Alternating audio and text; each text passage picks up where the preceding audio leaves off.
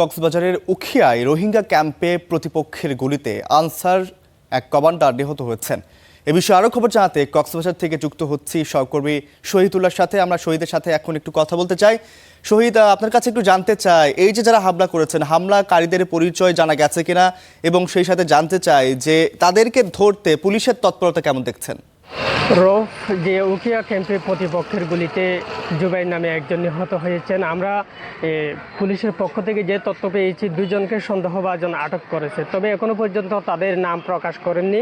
তাদের বিষয়ে তদন্ত চলছে বলে আমরা জেনেছি। তবে জুবাইর যিনি নিহত হয়েছেন, তিনি একজন আনসার সদস্য হিসাবে দীর্ঘদিন যাবৎ দায়িত্ব পালন করে আসছেন।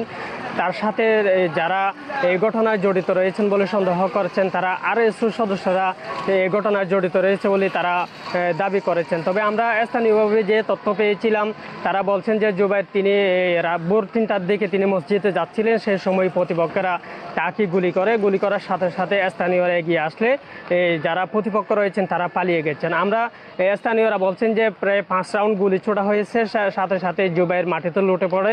স্থানীয়রা তাকে উদ্ধার করে MSF হাসপাতালে নেওয়া যাওয়া হয়। পরবর্তীতে তিনি সেখানে মৃত্যুবরণ করেন। আমরা 14 পিবিএনের পুলিশ অধিনায়ক মোহাম্মদ সিরাজুল আমিনের সাথে কথা বলছিলাম। তিনি বলছেন যে ঘটনাস্থলে পুলিশ রয়েছে এবং পরিস্থিতি নিয়ন্ত্রণ রয়েছে। তবে যারা এই ঘটনায় জড়িত তাদেরকে গ্রেপ্তারের জন্য পুলিশ অভিযান চালাচ্ছেন।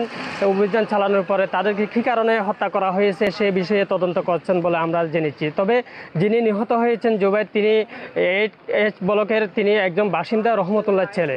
আমরা তথ্য পাওয়ার পরে তিনি যে দীর্ঘদিন যাবৎ আনসার সদস্য হিসাবে দায়িত্ব পালন করে আসছেন, তাকে যারা হত্যা করেছেন বলে দাবি করছেন, তারা হচ্ছেন আরএসইউ সদস্যরা তাকে গুলি করে হত্যা করেছে বলে আমরা সেই তথ্য পেয়েছি রোহিঙ্গা ক্যাম্প থেকে। তবে রোহিঙ্গারা বলছেন যে এই ঘটনায় তারা উদ্বেগ প্রকাশ করেছেন, তারা আতঙ্কের মধ্যে রয়েছেন বলে আমরা জেনেছি। এই ছিল আমার কাছে সব শেষ।